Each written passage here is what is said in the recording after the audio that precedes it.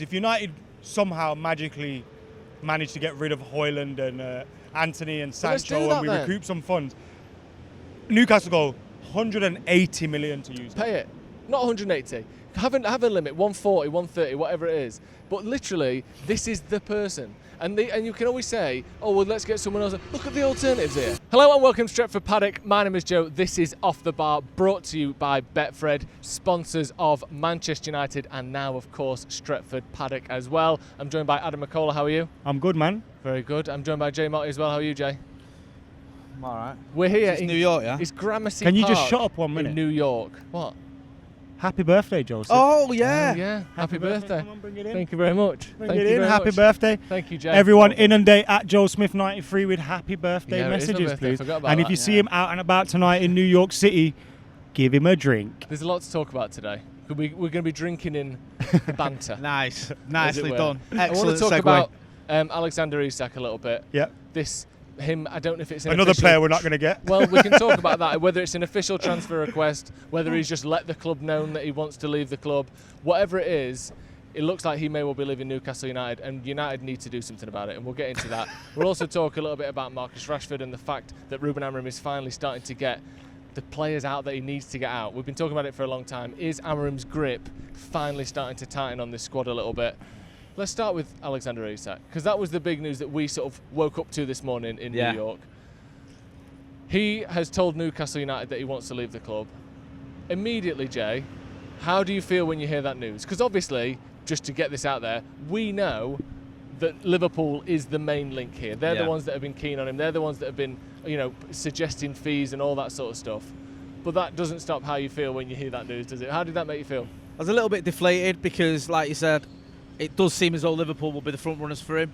You'd expect that if he's told Newcastle he wants to leave, that's probably because he knows he can go to Liverpool. I know they've just brought in Ekitike. I know they've brought in, obviously, Florian Wirtz, but they've got a lot of money to spend, and they look like they're willing to spend it. And the thing with Liverpool, I've always thought, is when Mo Salah gets too old to do what he's been doing for him, they're going to drop off because he's such a world-class player, unfortunately.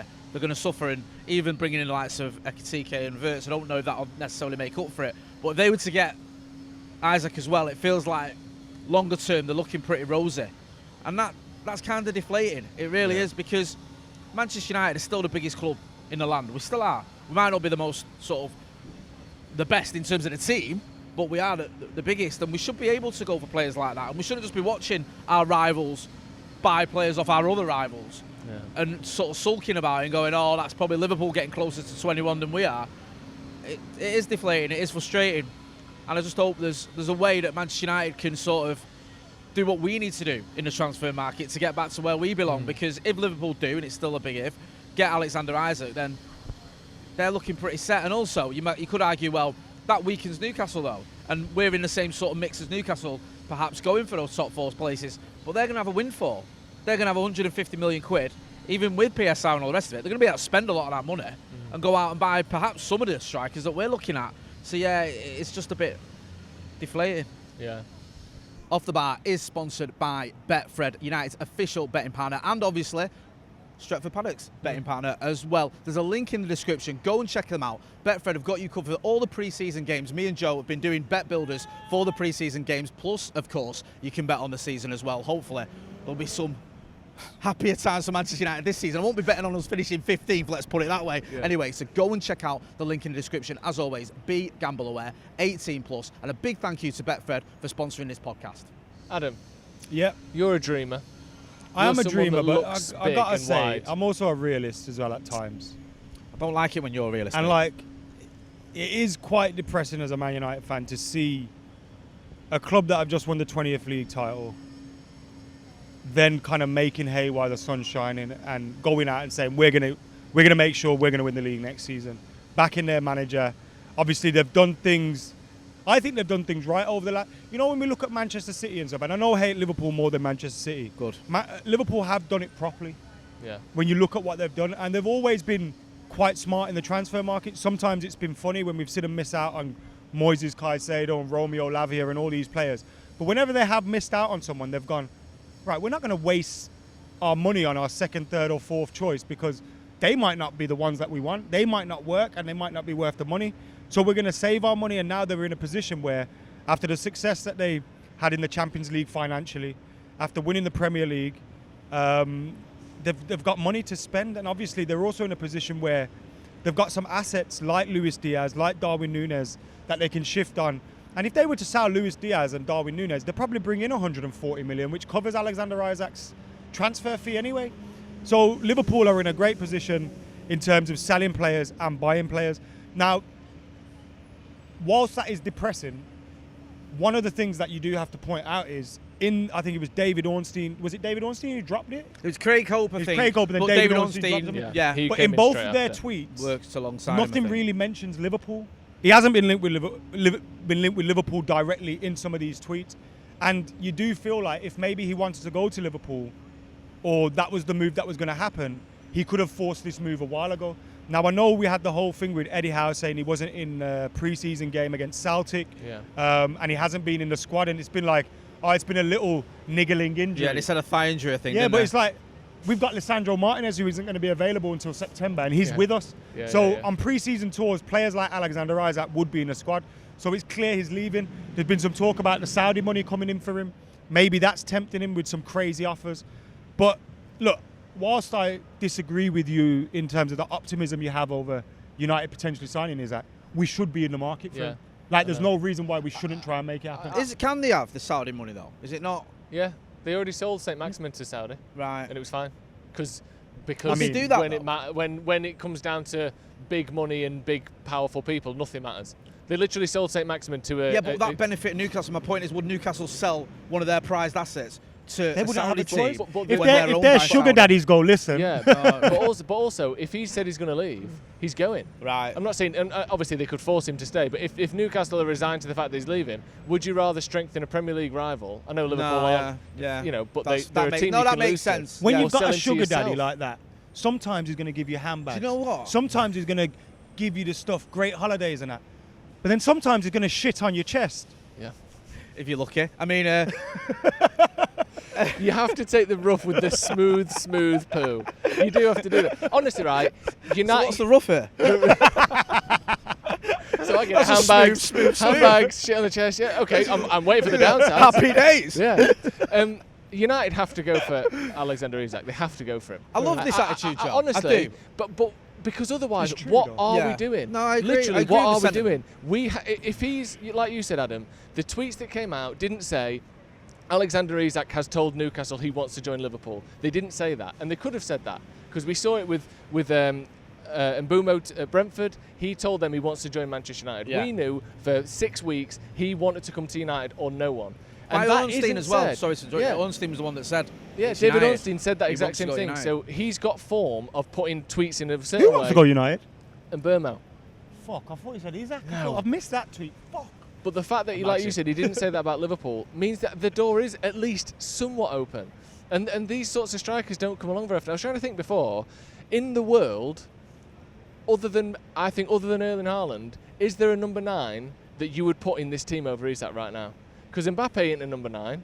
Lewandowski's 37. I'm trying to think of the top scorers last season. Harry Kane. Harry Kane is 31, Yeah. or, over 30. I think Isak is literally the best human being on earth other than Erling Haaland that we could get right now. Yeah. We need a striker. You've mentioned, we were chatting earlier, Jay, that we have got this 90 million credit facility there if we are desperate. And there was reports earlier in the window about an emergency transfer, or if a long-term person comes up, or in the case of an emergency. This is that emergency. Yeah. The best striker in the world that isn't Erling Haaland is available or potentially Newcastle don't do available. business with Man United. Well, they have done. They wouldn't. I think don't see given why the they wouldn't. backdrop of the whole Ashworth thing, I think they go, and the fact they don't want to let Alexander Isak go. I think it becomes, if United somehow magically manage to get rid of Højlund and Anthony and Well, let's do Sancho that and we then. recoup some funds, Newcastle go 180 million to use. pay it, not 180. Have a limit, 140, 130, whatever it is. But literally, this is the person. And you can always say, oh, well, let's get someone else. Look at the alternatives here. Moise Keane was mentioned the other day, who went to Everton and scored 3 goals in 35 games. I know he's improved and he's finally, whatever. The other alternatives are Benjamin Sesko, someone who got, was it 13 Bundesliga goals last season. Jadon Sancho shits that, and he came over here and couldn't keep up with the league whatsoever. This is a guy that works in this league right now. He's 25 or 26 years old, And Manchester United are desperate for goals and desperate for a striker. This is that emergency fund. Smash the fucking piggy bank and let's go. At least try. But there is no piggy bank. But there is a piggy bank. I agree with everything you're saying, right? And I think there is actually a pathway where United maybe sell 1 or 2 players that you weren't going to sell. Maybe look at some of them. I'm not saying trying to dig players out, but like Mason Mount, Rasmus Højlund, maybe your boy even Xerxes, if you're going to bring in another 9. I know you don't want to sell some of these players, but you go, look, we need to raise this money for this player. My only thing is this not one of those sort of reasons we got ourselves in pickles? Because we didn't spend money we didn't have on massive money signings. That we all thought Romelu Lukaku was a banker. We all thought that Paul Pogba was a banker. I'm not saying he didn't play well for United, but didn't quite achieve what he should have achieved at the club. We all thought Angel Di Maria was a banker. He just won a Champions League. He'd been now everyone thinks he's a wanker. Yeah, exactly. Nicely done. Like, we've always said, oh, well, that one can't go wrong. That one is a player, he's worth it. And then we bought him, and he's underwhelmed a little bit, even if, he's done well. And some of the players that I mentioned did have good seasons for us, but he's underwhelmed. And then we've left with this player who's on huge amounts of money, we've overspent with, and for the next 2 transfer windows, we haven't got any dough, because we've sort of spent money ahead of the next 2 windows, which we've done in the past, where we've gone, we can't spend in January, because we spent all our money on Harry Maguire or whoever, and we can't actually spend in the following summer like we could have, because last summer was a big one. Spent I'm not saying Anthony that necessarily, is the right sort of transfer windows I'm referring to, but you get the sentiment. So is there not a concern there, Joy, that if we just did everything we could, sold everything we could, Uncle Jim or Brexit Jim, whatever you want to call him, does some shadiness and gives us some money, or somehow we get these funds, and then sell the women's team to ourselves? Yes, sell it to ourselves. Next window we'll go in. And we're skinned again now. There is that we bought concern. Alexander Isak, of course, and we're in trouble financially. That is the risk you're taking. Yeah. But what I would say from a financial perspective about Lukaku, Di Maria and Pogba, Paul Pogba is the outlier. We should have sold him 2 years before we did, but we got 6 years out of him. So there was some level of investment, return on investment from a playing perspective. We only lost 10 million on Lukaku. We only lost 10 million on Di Maria. Obviously, you don't want to be losing 10 million, but we're about to lose 60 million on Sancho.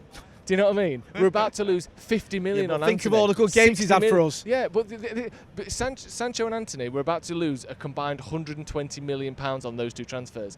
I don't see a world where Isak, even after a couple of ropey seasons, isn't worth at least 80 million to someone when Real Madrid finally realise they need a striker and stop hoarding left wingers, or when there's Bayern Munich need to move on from Harry Kane, or Chelsea want to buy another striker. There are players that he could potentially move to. And I know I mentioned this a lot, but look at Pep at City. He's been there for 9 years now. In that time, he has bought 1 striker that was designed to come in as their starting number 9. Yeah. 1. And he had to wait 6 years for Haaland. He didn't like Aguero. Everyone knew that from the first week the first season that Pep got there. Aguero wasn't for him, but he waited and he waited and he waited and he waited. He did sign a few as well. Yeah, but they weren't the Nolitos and all that. Like, he brought in Nolitos and whoever else, Negredos. I get your point, but they weren't. I think Negredo was before him. To be fair. So he brought in a couple of players, but they weren't there to be the starting number 9. He had to wait for the right guy for years. You can't just find another Isak lying around. There's not just going to be another, we'll find another target. These players don't come around very often. Like, this is a massive moment. Why would you not at least go for it? We might look a little bit embarrassed. So what? We already know he's probably not going to join. We know that he's going to pick Liverpool. They've got all this stuff you mentioned. They just won a title. They've already spent 200 million on making their squad better. Like, why would he join United? Well, he might do. Players down the years have joined Man United. I just think it would be absolutely criminal for you to know that the best striker that isn't Erling Haaland in the Premier League is available. We are desperate for one and we don't go for him. That would be mental. I'd argue I'd rather him than Erling Haaland. Well, potentially. I do look. He does have injury issues as well sometimes, which is a worry. I rate Alexander Isak. I've said to you, he ticks every single box. And when I watched him at Old Trafford, watched him in the flesh, and you see his footwork, you see how good he's on the ball, you just think he is different class. That is just a player that is amazing. That's one of the reasons I'm so annoyed with the fact that it looks like he's going to be leaving Newcastle. But there's so many reasons that I can't see this happening. Like, why would he come at United and just finish 15th? I know when Bumo did, but it's slightly different when a player of that quality is available and is wanted by so many other big clubs as well. Because I'm guessing as well, if he is up for sale, there might be one or two others that look at it and go, well, Chelsea not, because they love buying players. They need a striker. Chelsea could go, I know they've bought in Pedro and they brought in Liam Black, but neither of those two are in the same class as Isak. And also, Chelsea are mental. Yeah, and they've just got predict the Club anything. World Cup money. Yeah, and they might just go, well, let's use that Club World Cup money and get Isak in. And also, they've got Champions League football. They can maybe sell that project to him, if you want to use that word, Yeah. a lot easier than Manchester United can. So my only concern with that is, I do get where you're coming from, John. We should be in the market for these players. We should be trying to get them. We should be moving heaven and earth. I could just see a scenario where we'd have to go through all this rigmarole of trying to sell basically half our squad. Yeah. Try to convince him, like, sell it to him, like, come at United, we won't be 15th again. We've got promise. We used to win a title every year, just ask Alan Shearer. Like, all that, and he'll just be like, nah, I ain't doing that. I've got Are two you words. mad? 2 words for you, Jay. Go on. Raphael Varane. That had 3 won words, isn't it? everything. Yeah, that's 3. Raphael Varane. Thank you. He'd won everything there was to win at Real Madrid. Yeah. He was one of the most high profile. Mate, it was his last big payday. Let's not. Oh, you don't get paid well at Real Madrid. Not Manchester United. United definitely paid him more. Yeah, but if we can get Varane out of Real Madrid, I don't think getting But that was a striker Varane out that of had won Newcastle. everything. Yeah, And Alexander Isak is approaching his peak years. yeah. He wants to probably win things right now. And unless, like Brian Mbeumo or Mateus Cunha, they've got dreams of playing for Man United, it's not going to Well, happen. they might have a dream of playing for Man And United. I don't think. I think he's there's been talk about him being an Arsenal fan. But the thing is, and the kind of thing that backs you up a little bit, or means it could be possible. You look at the teams that were in for him early on, right? Arsenal, they're just about to complete the signing of Gyökeres. They're not Yeah. going to be able to make that happen. They've already signed Noni Madueke. They're not going to really be able to make that happen, I don't think. Liverpool, they need to move some players out to make that happen. They can make it happen, but it might take a while, Yeah. right? You don't see Real Madrid coming in for him. Barcelona can't afford it. I don't even think they can register Marcus Rashford at the moment. Then you're going, right, who is it? Saudi. Bayern Munich, maybe. Nah, he doesn't go Bayern Munich. So then you've got Saudi Arabia and the SPL, and then it could become, right, Manchester United's a much better option than going to Saudi and seeing the end of your career, right? Yeah. So that's where it could possibly become an option. But I think realistically, and to the people at home, and to yourself, Joe, forget about it. Do you know what this should be? This should be a bit of a wake-up call for United in terms of our scouting, in terms of where we're finding, as Jim Ratcliffe said, he didn't say, I won't buy the Mbappe, or Mbappe's as well, I want to buy the next Mbappe. Yeah. That's what we've got to start looking at. When do we get the next Alexander Isak? Because Newcastle didn't go out and spend 150 million quid on him. They spent a bit of money on him, I think 60 million with add-ons. Yeah. But they obviously scouted him, he came Isn't in, he it? did well. We need to be looking at who can we get in that's Yeah. going to get to those levels. Because at the minute, like you said, you've listed a load of players who are still at this club who flattered to deceive. Even someone like Højlund, I know it sounds like I'm on his case, but I've actually stuck up for him quite a lot. First time you've mentioned him today, I think. We spent 70 odd million quid on him. Yeah. And he scored what? He 9 was- goals in but Serie He was A? meant to be the next Mbappe. I know, but we Not have to be Mbappe, better. But, you know what I mean? He was meant to be in we that have to bracket. be better than Yeah, that we do. because We do. you scratch beneath the surface those numbers, they weren't amazing, really, were they? And also, who else was really in for him? Who else was pushing for him? From what I was told, and I'm not ITK, I'm not, it was like we went into those negotiations more or less saying it's Rasmus Højlund or no one. So we Yeah. need to get him. We're desperate. At all costs, because we're not going to go for Harry Kane and we're putting all our eggs in his basket. So we've just got to be a bit more savvy in the transfer market. And I've seen better moves by United recently. I've seen some decent moves. Getting in the likes of, say, for example, Aiden Heaven was the one that everyone talks about. £1 million. I know we're not going to get loads of players for £1 million. Look at someone like Cheeto, obviously another kid, another youngster. Other signage, look at Mazraoui, I think is an absolute bargain. There has been some better moves from Ineos since he come in than we've seen under the previous regime. But you've got to continue that. You've got to take it to another level because we haven't got 150 million in the bank. And if we are going to compete with the likes of clubs that do have that to spend, who are already better than us, then we've got to find the next crop of talented players. It is a bit weird, isn't it, that when Liverpool seemed to be actively pursuing him, this hadn't come out. Yeah. And now they've signed Etikike, it has come out. Now they could have gone, we're still signing you, rock this boat a little bit. You know what I Yeah. mean? Drag it out a little bit because we got to make some sales here. We'll get Etikike, so we got a striker to start the season with. Fucking must be nice being a well-run football club, innit? And obviously, as heartbreaking as it is, Liverpool, with what happened to Diogo Jota, do have they've lost an attacker. I Yeah. know it's horrible to look at it from a football side of things, but he plays a lot of games for them. He played a lot of games for them. Scores a lot of So goals they, for him. there's a position that now needs to be filled. So And it's there also is not also just that, Yeah. obviously, which is a great point, but Yeah. also you got Harvey Elliott, Curtis Jones. They'll probably get 80 million combined for them too. It's Yeah. so easy to sell your players when you're doing well. To sell your fringe players and players that are in and out of the team when you're a successful team, when you're a title-winning team. City have done it. City get 30 million quid for players I've never even heard of. Imagine what we get for Like- Nicky Butt now. I know. You're like, what's going on here? We get 35 million for him. 40 million for him. Like, Yeah. it's the sad truth of the matter is Manchester United. Sell him Can't after the do that. 02 World Cup. Yeah. 60. He was the best player in that World Cup. Just, Better than just, any of the Brazilians. just on the Isak thing, obviously, I know you two are talking Can in we more stop talking about realistic this now? terms. Well, No, I just go on, want to go on. ask you this one question. If you're in charge of Man United, do you at least make a phone call? I don't think they will. You don't? No, would you? What would you do? I'd probably chat to his agent, but I'd also probably be like I am now, where I'm going, he's not going to come to us. Also, it's very difficult for us to make it happen. Let's not have any more. Now, this isn't me saying Isak's not good enough. He clearly is. But let's not have any mistakes or any. Let's not try and just make a crazy deal happen, because that's what's got us into this mess. Do you know what I mean? So I feel like they'll be like, no, everyone relax, calm down. Yeah. We're here for a reason. This is going to take more than one transfer window. And when I say we're here for a reason, I mean all the bad ones. But it's like, it's going to take more than one transfer window. And I think if you're trying to make that happen, you could affect your windows in January, next summer, if it doesn't go to plan. Also, as much as I think we're going to win the league and Amorim's going to be a success, he could be equally gone by Christmas.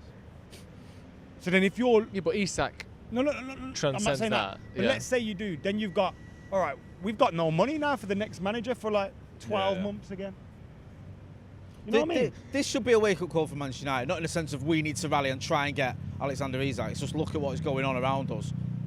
We've got to try and make sure. We should be more worried, I think, if Newcastle get this money. Where are they going to be looking? Are they going to be looking at any of the players we've been linked with? Are they going to be looking at Sesko, like you mentioned earlier? If we are indeed linked with him, like, think of these fucking names though next to Isak. Honestly, we need Like, to sort of fix up, and look not at- in the sense of get So Alexander I Isak. say which Darwin is Núñez probably better than big. all of these strikers available.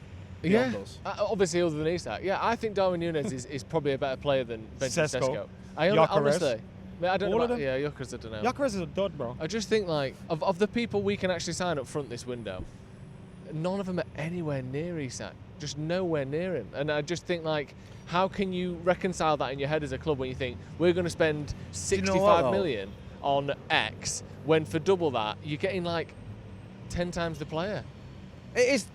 Look, I get it. It's depressing. It's annoying. But let's not forget, Manchester United won 3 titles in a row. Went out and bought Ruud van Nistelrooy and Juan Sebastian Veron and finished third. Well, I want to talk about that as well. It can happen that clubs who are flying bring in amazing players and don't carry on flying, or have a season where it doesn't quite gel the way you thought it did. So let's not just give up already on the fact that this is going to be a new era of dominance for Liverpool Football Club, because I've heard that a million times. So Can you imagine? we'll yeah? see. We signed Cunha, one of Newcastle's main targets, and Boomer, one of Newcastle's main targets. And then we rock up and take Isak after finishing 15th. It'd be so good.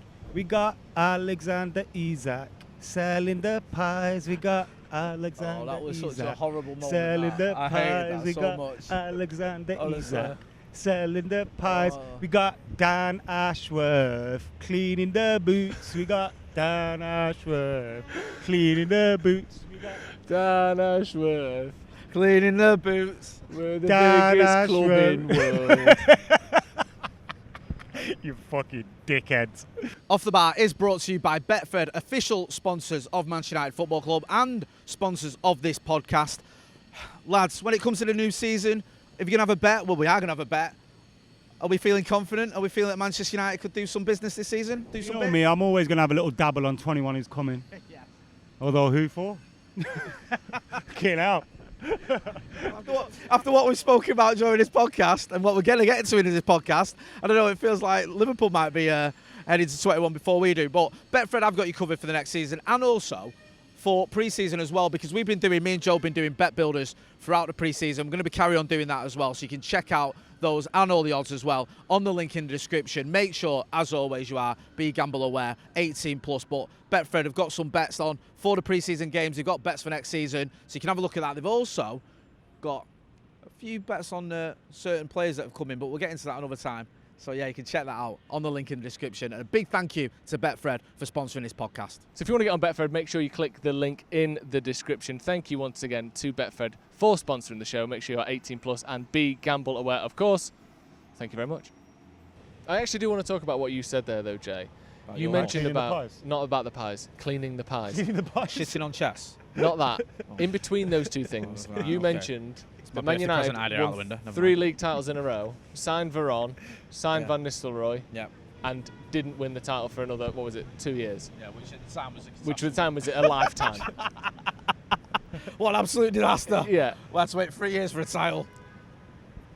Is there a chance that Liverpool are trying to fix something that isn't broken here? And I'm not saying that they're getting worse. Obviously, they're doing know amazing things. But and I know that Salah's going to need replacing Van Dijk. I get all that. But last season, they were such a well-oiled machine that allowed their best players to take control and be their best players. Literally, Salah, I think, had the highest percentage goal involvements of any player for any of the top teams. It was the entirety of Liverpool's attack last season. And We just put a hit out on him. whilst that's a lot of pressure for a 31, 32 or whatever he is, when you take that away and when you ask other people to pick up that mantle, is it guaranteed to work? They've brought in Ekitike, they've brought in Florian Wirtz. In terms of attack in particular, is there a chance that that disrupts the balance more than just making them, oh, look, going to get even better? They've won the league and spent 350 million. Yeah. Is that necessarily a good thing? Yeah, I mean, look, I think there's question marks. Look, I think Florian Wirtz looks like a great talent. I think Ekitike, like, I've not seen a lot of him, but when I've seen him, like, his goal against Spurs was fantastic. Like, when you see stuff like that, you're like, he's a good striker. And I know it's one goal I've seen from Ekitike, and I've seen 50 from Gyökeres, and I'm like, Ekitike is better than him. Like, that's how I feel about it. Yeah. But they are two players they've spent close to 200 million on, who are very young. I think Florian Wirtz done his ACL like 2 years ago. Like, you know, Ekitike, it feels a bit early. Yeah. Like, they're not guaranteed to be successes. No. You know what I mean? They could be big money flops. But on the face of things, they are fantastic talents, and they will probably most likely improve their team. What do you think, Jay? When you say improve their team, Yeah. will it improve them as in they're going to get 95 points next season, Yeah. make a better challenge in Europe, or is it more a case of making sure they stay at this level in a post-Salah Win the league and universe? challenge in Europe. I think it's almost shades of like 2007 with United.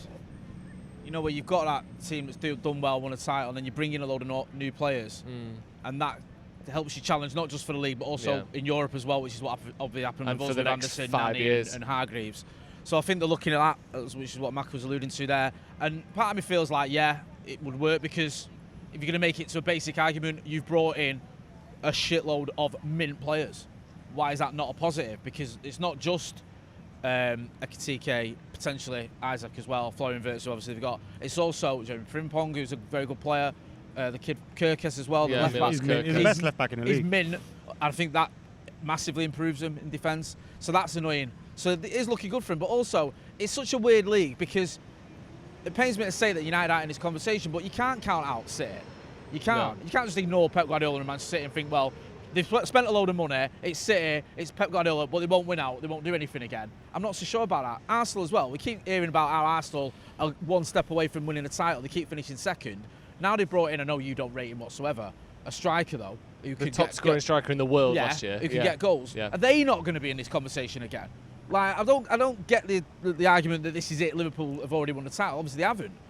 My anger is the fact that United aren't in it yet, and we're going to have to wait, because I'd love to sit here and be deluded and say, of course we can challenge. We haven't got European football, one game a week. Why not? We brought in some quality in the likes of Brian Mbeumo and Mateus Cunha, but we have to be somewhat realistic. It's going to take us a little while to get challenging for titles again. Yeah. One of the things that I picked up from looking at the Man United squad that arrived in America is that and I know we've got a lot of holes in our squads that we need to fill, and we're not sure on some players maybe. But for the first time in a long time, we've got a squad there, even Lisandro Martinez is there, where everyone that the manager wants to be there seems fit, seems ready to go. There's no big notable absences because of a tournament or injury or anything like that. When you look at it, almost everyone that we want to be there is there, apart from a few new signings. So that is a part, like the manager's working with a lot of his squad. Like when you look at it, all the defenders are there. Yeah. Who's missing? No one. Well, Harry yes, Maguire, but sorry, he's is missing, there. but No, I mean- Maguire's flying over now. oh, is he? Yeah. But originally he was missing, right? Yeah. And even then, arguably, I don't think he'll be first choice. Then you've got your midfield. All your midfield options are there. Your wing-back options are there. So hopefully we can build something where we can look at in this window and go, we need to just add there, and there. But yeah, it is depressing when you're seeing what's going on around us. But it's our own fault, man. I'll say our fault. Fucking Glazers are dickheads. Let's look at this from a United's angle then, because I do want to talk about United squad, where we're going with this, the movements that we've made. We all saw Rashford being unveiled, coming out of his phone box, which I thought a London was phone box shit, for a mank. by the way. I mean, I don't care, but I just thought, what Get a sort tram of down there or hastily something. put together bit of like, what's English? Phone box. Put him in the phone box. Because Rashford is not synonymous with a phone box, is it? I'd have He's dressed not him as done anything Postman like Pat that or before. something. Postman Pat would have been good. It's not synonymous with a phone box. But I mean, like, he's never done anything No, that's like phone box related. phone box Not that related. we know of. No. It's like, I don't know. Phone just like, boxes don't. Do they even get? The only time you see him is in a And also, on the crackhead video, shooting up in him. He's in a phone box, but then Yeah, he's got a house phone. When's the It's last not time you even used a phone box? box? 2002. And I remember the exact call, Gateford Road. More. Really? I've lost my. I've lost your phone. Remember 0800 And I'm charging you for this call as well, Mum, RSE. because I was because Holly Valance has told me how to fucking make you pay for this. Yeah. Not only have I lost your phone, you're paying to hear about it. Reversing the charges. yeah. Some days. But I want your thoughts on the Rashford stuff in terms of him being there and all that. But also, it's the first in that step towards this fabulous five or frenetic five or whatever they're being called. These United players that we need to get rid of. He's the first one to leave. Bomb squad. That's bomb the bomb squad. I've Chris seen someone Wheeler today say, "Here's the bomb squad and 50 million. Take it or leave it, Newcastle." The bomb squad of 50, like it's an R&B group from like the early 2000s. He's the first one of the bomb squad to leave. Are we finally starting to see Amrim's grip on the squad with what you've said about the team being ready? Now they're starting to go. Are you happy with the way things are going? Is Amrim starting to get his I'll teeth never be into it? happy that Marcus Rashford is in a position where leaving Manchester United is the right thing for all parties. I'm not happy about that. It's the right thing. Yeah. Obviously, we've got to this position for a reason. I think Rashford's played his part in it. I think the club and the culture of the club have played their part in it. I'm not happy, no, but I hope he does well. I'm glad he's got the move that he wanted. I mean, it's not really important, is it? But I'm glad he's got a move that he wants. I'm looking forward to seeing him in that team. Like Yamal and like a lot of people go, "Oh, he's not going to get in that team." Bro, did you see Rafinha over here? Yeah. He was fucking bang average. Like, he was a good player. He weren't bang average, sorry. But he wasn't a Ballon d'Or nominee that he's become under Hansi Flick over there. So I think Hansi Flick will do amazing work with him. And if he gets his head down and grafts it out, I think we're looking at a 20-plus goal season from him and, you know, big performances in the Champions League and stuff. And we actually get some money for him. It's difficult, but we've just got to sort of almost ignore what Marcus Rashford does for Barcelona, because he wasn't working under Amrim. It wasn't a relationship that was going anywhere, and Amrim obviously felt, I can't get a tune out of him, or I can't have this player in my squad or whatever. So it's borderline irrelevant. What matters is what Amrim's doing with this team that he's got, and the players that he's trusting, and the players that he's brought in. That's what we've got to focus on. That's what our main concern's got to be. And I do believe he'll be successful at Manchester United, and I do feel like, even though I'm like Macca, I'm gutted this hasn't worked out with Marcus Rashford. I love Marcus Rashford, and I was certain at one point he was going to end up being one of our, you know, I thought he'd be top our record scorers. goal Yeah, scorer. you know, when it burst onto the scene and the goals at the Etihad and all the rest of it, and even more recently when he was banging in 30 goals a season or whatever. But it hasn't, and we have to move on from that. And I think Ruben Amorim now, he's doing what he's done before, what he did at Sporting, getting rid of some big names. He got moving rid on. of tons of players. Yeah, at he Sporting. did. He That was first 17 or season, it was something. like in his first 17. season. Yeah. So yeah. he's It's getting easier rid to get rid of players that are earning 5 bags a week. Yeah, I get that. But he's getting rid of Yeah. players. He's got rid of one big name, obviously arguably one of the biggest names we've got, if not the biggest. There's the bomb squad, as you call him, or have been called, to go as well. Move them on. Get a happy, settled squad that you can rely on. Obviously, we haven't got European football next season. We don't need a huge squad, because we're only going to be playing one game a week for the brunt of the campaign.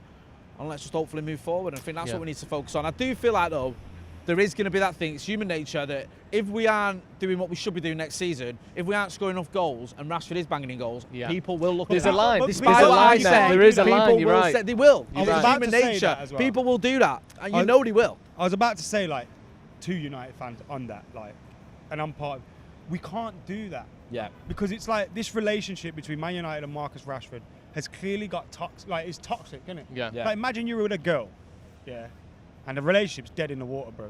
You did love her. You kind of have love for her.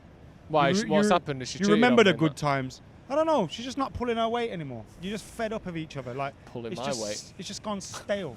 Yeah. Yeah. She's not making you happy anymore. You're not making her happy anymore. I can't make her happy anymore. Yeah, I can't do it, and Try she's as not I really. might. She's not even trying. I'm like, down there for I'm asking her hours if she and wants to she's go. not giving me Yeah, anything. I'm asking her if she wants to go out on Friday. She's just saying no. So how can I even try and amend She just this wants to play situation? Sims all the fucking And then she time. moves on, and now she's getting married with some fella, and you're looking at the pictures on Instagram thinking, like, that should be us. Yeah. But no, we went stale for a reason. Like, Yeah. you can't look at the future and think, oh, we should have stuck together, because it's clearly got here for a reason. It needs to end. Yeah. It's over. But you know for a As fact, sad as it is. if he gets 40 but goals you've and got, assists you know- for Barcelona Go on, next sorry. season, it's going to be Amrim's a disgrace, and we finished 12th. Amrim's a disgrace. He kicked out our best player. Marcus, Of course it's it like, is. It's like you know Carmela and Tony, when Yeah. she goes Soprano. He goes, I never told you I wanted to leave, and she's like, your actions told me that. You Yeah. It's like that, innit? It's like Yeah. Marcus Rashford didn't say he wanted to leave Man United, Well, he did. but all of He his actually did in the said end. he said to me, Yeah, but yeah, at yeah. the start, like Yeah. all of his actions were saying he wants to, like, he And- doesn't and- want to and- be here. Amorim gave him a chance. He scored the first goal under Ruben Amorim. It was Marcus Rashford. He scored, I think, his last Premier League start. He scored a couple of goals. Was it against Everton under Ruben Amorim? There was chances there. Obviously, in training, with when he was going out, with all the other stuff that was going on, Yeah. Amorim just thought, like, look, I can't trust this It's guy. not to do with football. I get it, and you have to move on. And it happened. Listen, I know it's a different scenario, but when Sir Alex Ferguson got rid of someone like Paul McGrath, people thought it was mental. Paul McGrath, and anyone who's a certain generation will tell you, Mark he's one of the Hughes. best defenders United have ever had. But he had a drinking issue, or he's the drinking culture at the club was rife, and Fergie had to move on from that. So Amorim's got to do what he's got to do. And United fans have just got to get behind him and just almost ignore what's going on with Marcus Rashford at Barcelona, because that Marcus Rashford is not the Marcus Rashford that Ruben Amorim had or felt he could work with. Yeah. Yeah, also, I believe if it's truly about just ability, Ruben Amorim moves heaven and earth to keep Marcus Rashford. I agree with that. But it's not about ability. It's about the fact that a new manager came in. You're going on nights out before a game. Yeah, you scored 2 goals. Yeah. But the manager's trying to set a fucking precedent here. He's trying to set a culture. Ten Hag kind of, we thought he was dealing with it and it kind of just, he was very forgiving very quickly. He never made Rashford work for his spot back. And I think it's always been that way, like, he's got big And money you know very what? quickly. He's, I don't think a little bit of discipline from a manager is going to change the personality of a bloke in his mid-20s on 300 grand a week. I don't think necessarily there's anything you can do. Sometimes you need a complete change of scenery like he's getting now, and hopefully that'll be the difference. But I don't think it's Ten Hag is there to motivate, and managers there to motivate, and to, Fergie did a little bit more in terms of when you're having kids then and all that sort of stuff, trying to get people to settle down. But you can't poking holes in everyone's Johnnies so they get a baby. Yeah, exactly. But you can't force Fergie poking holes in you, Johnny. You can't force Marcus Rashford to be a different person, and I don't think the manager should be expected to do that. I just think that we need to make sure that the squad keeps moving in the right direction. My only worry is, obviously, I think Ineos's biggest job this summer is getting rid of Malacia.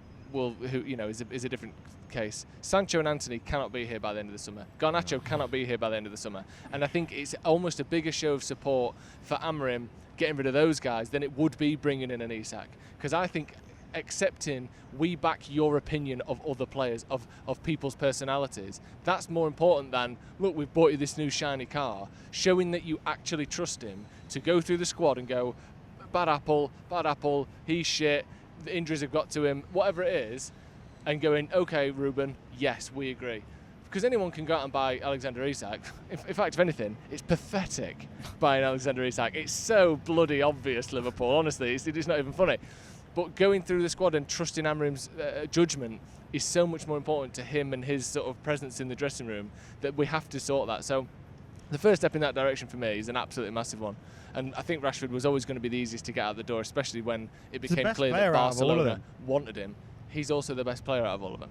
So, Yeah. there is that. It is a shame, and he is a hugely talented player. Let's not try and rewrite history like some people are doing and saying, he's always been shit. Well, he hasn't, has he? You don't score that He's amount of United's goals top in big 11 games as well. record goal That's scorer. what I mean. Like, I don't get that argument that Marcus Rashford isn't an amazing footballer. He is. is he a footballer that can do a job for Manchester United, or is willing to do a job for Manchester United and this manager? No, we know that, and we've known that for a little while. So it's just one of those where I wish him well. I do. I hope he does well at Barcelona. But obviously, my main concern is what Ruben Amorim and Manchester United do, and I think this manager will come good. Yeah, I completely agree. Looking forward then in terms of United's transfers, I know we've spoken about Isak there. You two laughing me out the park, which is a disgrace, first of all. But secondly, I shall not be laughed in any direction, especially not on my birthday. Sorry, that's a good point. If anyone's going to laugh me off, that will be me. Right. And I promise you right now, I will laugh myself off before we leave America. Yeah. That's my promise. And I might do it on camera. I might laugh even. myself off as well. Yeah, we'll both do it next to each other. Back to back. Sure. Yeah. Who do we need to bring in then? Because there are these sort of perpetual rumours. There was a report today that Aston Villa have warned off Manchester United from Ollie Watkins. Ooh. Yeah, Sozard. Yeah. And it also goes What's back. that mean? There's also a part of this that I want to address with the Isak thing as well. I've seen a lot of people talking about top 4 clubs or big clubs coming in for the smaller clubs' players, and the whole Premier League and the whole pyramid and everything being unfairly weighted to the top teams. And obviously, if United came in and sort of pinched Aston Villa's target man in Ollie Watkins, that would be potentially an example of that. Because even though they've finished above us, even though they've done better than us, we can still attract their top players. What do you make of that argument, Jay? And also, what the top Premier League clubs? Sorry, you said an also. They're sort of like, that it's just unfair that, like, for instance, Liverpool can just nick Isak, or that United could just nick Watkins. It's been like that for years though. Yeah. And it's always been like that. You remember when it was United and Chelsea going toe to toe? Yeah. And you'd have Chelsea, you'd have players like Frank Lampard, he got from West Ham, Joe Cole, he got from West Ham, Damien Duff, I think they got from Blackburn. You'd always buy players that from clubs further down the league, and United have always done that. We've mentioned that millions of times, going back to when we bought Eric Cantona, where you buy Wayne Rooney, you buy Andy Cole, Robin Van Persie. You go out there, you go, which is a player from another club we can get who's going to improve our team, or we'll just try and get him, and invariably you do. So that's nothing new. City did it with Arsenal. Yeah. Arsenal became City's feeder club, where it was the likes of Gael Clichy and Adebayor and Samir Nasri. They were just sort of pilfering their best players all the time. So this is nothing new. I think it's just the figures involved have gone up. That's all it is. The fees are just astronomical now, where in the past you go, that's quite a big transfer. Now it's like, it's ridiculous. Mega. But yeah, I think we always have this argument, and it's just the way the Premier League and football people have a big problem with it. We've got to work out how we get the players we need to get, and I think we've done well with the 2 Premier League signings we've made this summer, because it's quite rare for Manchester United to buy a player from the Premier League. I know I mentioned there back in the day we used to do it, but more recently I think it was the last one we did before Cunha and Mbeumo. Was it Harry Maguire or someone? Wan-Bissaka, sorry. Same summer. Yeah, so it's been a while, and the 2 we brought in Cunha and Mbeumo I think are absolute class. But yeah, I think this argument about it's unfair, and there might be something in that, but it is the way it's always been, and unfortunately it's not going to change anytime soon. Manchester United have got to just make sure we do things the right way, and I think one of the ways we've been doing it the right way is getting some of these younger players in. I mentioned earlier, likes of Cheetah, likes of Aiden Heaven, getting players who are 17, 18, 16 and go, they're going to be the next big thing. We can attract them at Manchester United because we can offer them a path to first team football, and we are still the biggest club in the world, or one of the biggest clubs in the world, certainly the biggest club in England. So that, I think, is the Manchester United sort of cheat code when it comes to this. Yeah. What do you think, Adam? Because I see people get a bit pissed off with that. The idea that, like, what's the point if you're not a big team, you're not a top 6 team? Fuck them. Fuck them. Newcastle fans moaning because they can't spend the Saudi Arabian state money. Oh, boo-hoo, you fucking dickheads. I couldn't care less. Yeah. How about don't be owned by a fucking sports washing state enterprise? Raise your own money, you know? Like, what are we suggesting here? That we allow states to buy clubs and just pump all the money into the club and that's it? Well, I think it's more a case of maybe protecting players, protecting transfers. I don't know. I agree that I think it's complete bollocks. And also, where was everyone saying this when Newcastle went to Real Sociedad and went, we'll have your best player? Because they could put a bit of power down on Real Sociedad. They nicked their best player from it. All of these players, everyone does it. Everyone goes Everton down. Gordon. Yeah, they went to Everton and went, we're going to have that now. Do you know what I mean? That's just what everyone does. You always, everyone goes, oh no, top teams shouldn't be able to do it. But every team at every level is looking down a rung on the ladder going, what can we nick from you? Yeah. Everyone does it it's at always all been times. Like that. That's what I mean. And like you say, Mackie, there, it's, you've got clubs that are state-owned, have had loads of money just pumped into them, moaning about their lot in life, acting like they're hard done by. Do me a favour. I've seen it makes laugh when City start moaning about how the Premier League's against them and everything's unfair. I think you won the lottery. Like, you were a yo-yo club. before 2008. Let's not pretend you weren't. Look at the stats of how often you were going up and down from the Championship to the Premier League. That's what you were doing. And then now you know, one of the best teams in the world. It's not a coincidence. Yeah. Loads of money got pumped into your club, and then all of a sudden you started winning titles. Same with Chelsea. When was the last? Their last title was 1955. Before Roman Abramovich comes in, pumps in a load of money, and what happens? They win the title within 2 years. Like, the people that are often moaning about this are the people that have got nothing to moan about. And even some of these so-called smaller clubs that are moaning, even some clubs like Bournemouth and clubs like that, I'm not trying to have a dig at them, but they've had money put in. They've had money. A lot of these clubs that you think are small have not just done it by their hard work and everything. They've had owners that have come in and put money into the club, and that's one of the reasons they're challenging. Yeah. So I don't buy it. I mean, Forest, I think, are moaning, aren't they, about the fact that they've lost players and they're going to lose players. But who's put the money into Nottingham Forest? Haven't they had an owner that's put in a load of money? Because didn't they lose points for PSR and stuff like that? So I think every club's got a few skeletons in a closet, shall they say, where so stop moaning and get on with it. You've got to do what you got to do. And so have United, that's my main worry. Again, I keep going back to it. How do United get around it? That's the thing. And I'm not going to sit here moaning about the fact that we're not state-owned, because I didn't want that. I didn't want Qatar to come in. I wanted us to try and do it a different way. We'll see if that's successful. I know everyone's against Jim Ratcliffe in a minute because of some of the decisions he's made, but we'll have to wait and see. Yeah, I completely agree. I think that's a great place to end it. We are here in New York. We'll be heading over to New Jersey, obviously, in a couple of days when the game is there. We're going to have all the build-up to that game on the channel as well. Thank you very much for joining us. We're going to be here on the tour for the next 2 weeks. Thank you, Jay. Also, while I can add it, just if there's any fan events or anything popping off that you guys want us to be at, let us know. Hit us up on the Instagram at Fulltime Devils. Hit me up personally or one of these guys, and we will try and endeavour to be at all of them. If you're looking to meet us, I do get a lot of messages as well. We're going to be at all the tailgates. We're going to be at all the official supporters clubs, things that are going on. And also just keep an eye on our socials, because at Fulltime Devils you're going to get a great story of the pre-season, but you'll also get a lot of information on where we're going to be. Or you can just stalk us and find us. Yeah, perfect. Right, thank you very much for joining us. Thank you once again to Betfred for sponsoring the show. We'll see you in a bit.